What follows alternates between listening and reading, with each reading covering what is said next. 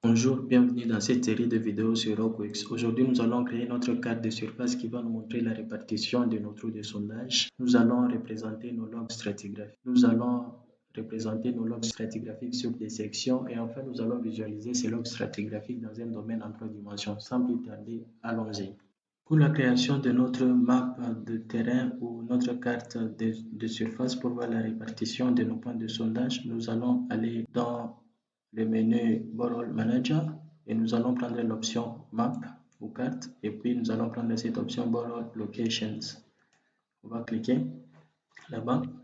Ok, on va se concentrer sur cette option et rassurez-vous que les options Project Image, Surface Contours sont décochées et ne laissez que Border ou bordure coché. Voilà, on va prendre l'option, la première option ou Border Symbol and Label Options. On va prendre cette option et on va pour symbole, on va d'abord laisser la taille à 2, thickness, on va laisser d'abord à 1 et voir ce que ça va représenter. On va voir les traces s'il y en a. Voilà. Les styles, on va laisser d'abord par défaut. Voilà. On va cocher d'abord ces 3 options ici et voir ce que ça a donné. Après, on va prendre l'option de label. Ici, on peut changer la couleur de fond ou la couleur en arrière-plan ou background. Voilà. Après, on fait OK. On va prendre l'option bordure. Et dans l'option bordure, vous pouvez ajuster votre feuille. Vous pouvez écrire le titre de vos axes. Vous pouvez changer la couleur de vos lignes, changer les styles. La bordure, les dimensions de bordure, et il y a des faits divers comme marge et tout ça. L'image périphérique, vous pouvez la prendre dans vos fichiers, voilà, et l'échelle. OK? Et puis on fait OK. On va voir d'abord en utilisant ces options par défaut, voir comment se présente notre carte et la répartition de nos points de sondage en surface.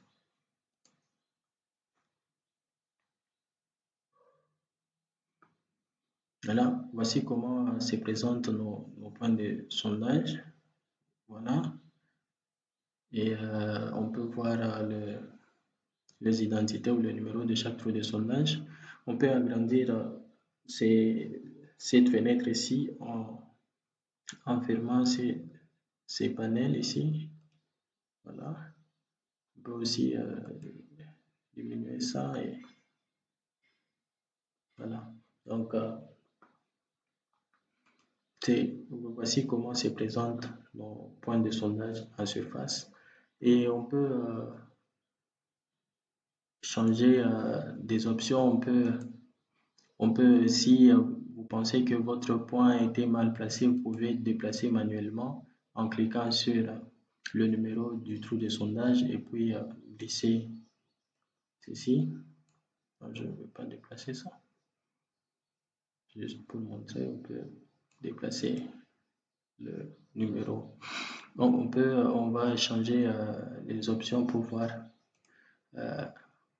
comment ça va affecter l'apparence de cette carte. Voilà. On va changer les styles ici, on va mettre ici. OK.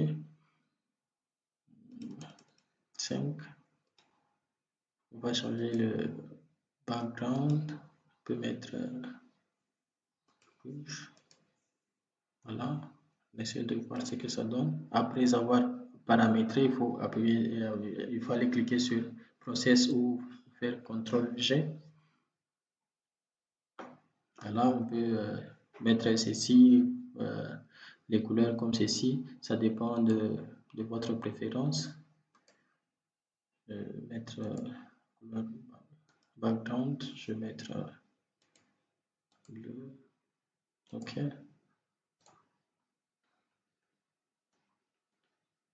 Voilà. Donc après cela, vous pouvez enregistrer votre carte en allant dans File, Save As. Voilà, on va enregistrer. Voilà. Et directement, on va lui donner l'extension qu'il représente. Donc, ok, c'est ce qui est pour la création d'une map de surface pour voir la répartition de nos points de sondage. Cette carte, je vais loader le log stratigraphique.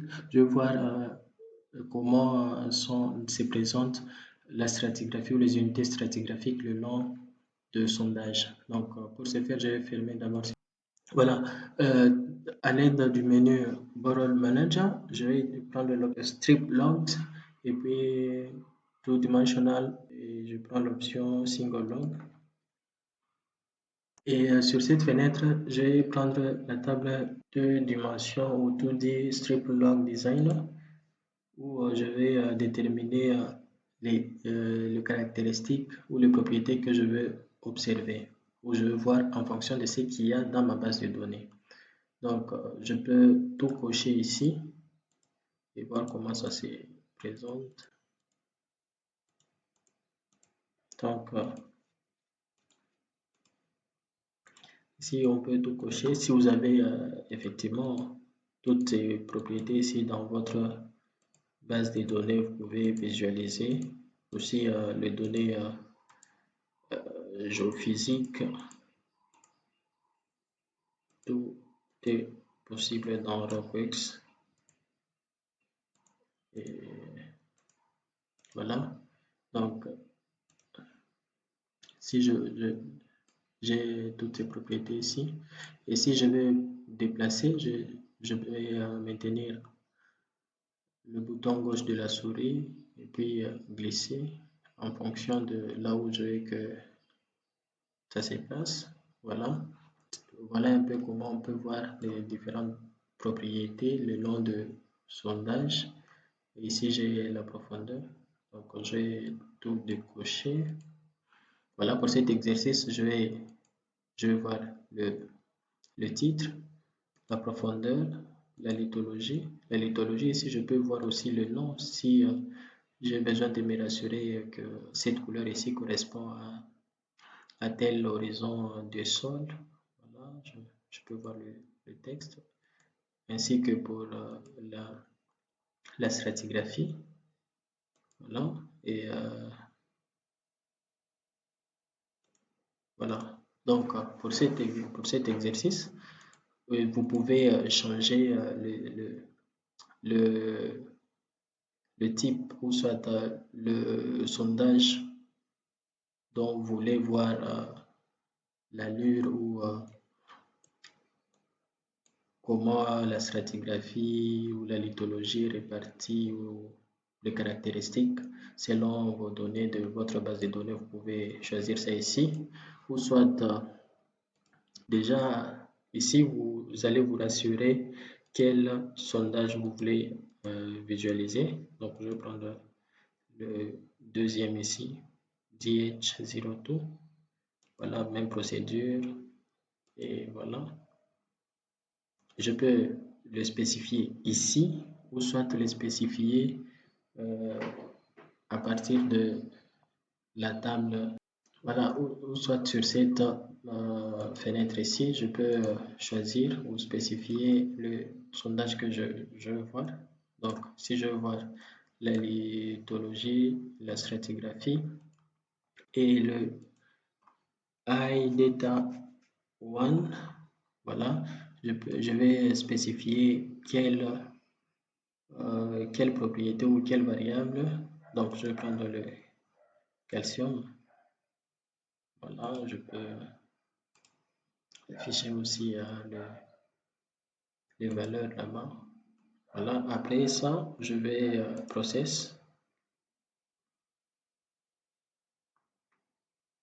Voilà comment ça s'est réparti. La lithologie, les unités stratigraphiques et puis les données en calcium, ça va de 0 à 6. Voilà comment ça se présente et je peux enregistrer dans File, Save As. Et puis, Save. Voilà. Après cette option, on a vu juste pour un seul trou de sondage, on peut le voir aussi pour toute une section. À noter que ici, sur une dimension, on peut voir les figurés ainsi que le background, mais lorsqu'on va en trois dimensions, on ne voit pas les figurés, on verra que le background, ou soit juste la couleur, on ne verra pas les figurés.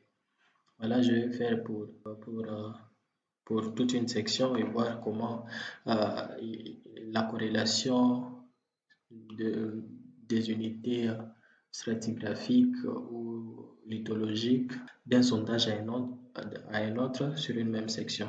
Je vais aller dans Borrow Manager et puis prendre l'option Strip Logs. Et dans cette option, je vais prendre Two Dimensional et cette fois-ci, au lieu de Single Log, je vais prendre Section.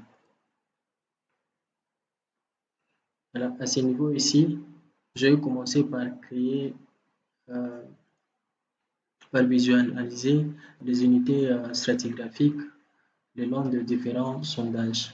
Donc, je vais d'abord désactiver la carte de localisation et ici, je vais d'abord supprimer ça. Donc, à ce niveau ici, je dois choisir le sondage le long duquel je vais voir l'évolution de ces unités stratigraphiques. Donc, pour le faire, il faut cliquer sur chacun des sondages que vous voulez voir. Donc, je vais prendre ceci. Voilà. Et puis, dès que c'est fait, je vais sur Process ou CTRL-G. Et j'ai ma section comme ceci. Donc, je peux utiliser ces outils Zoom in, Zoom out pour voir comment ça évolue. Voilà. Ça se présente comme ceci.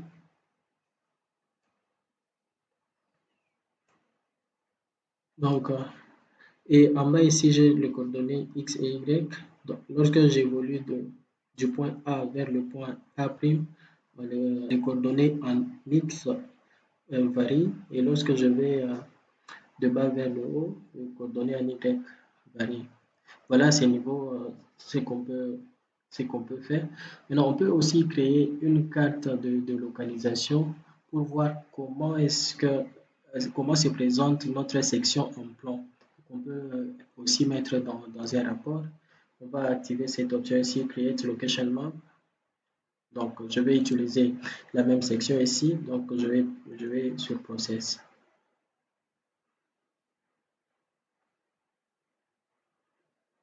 Voici la carte de localisation qu'on peut imprimer dans File. On peut exporter sous forme de format photo ou soit on peut enregistrer sous une des extensions de Rockworks RW2D. Voilà. Et ici, j'ai la section en profil, je peux dire.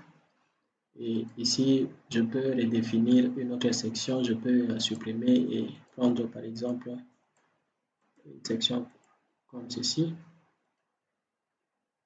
Après, je fais Process.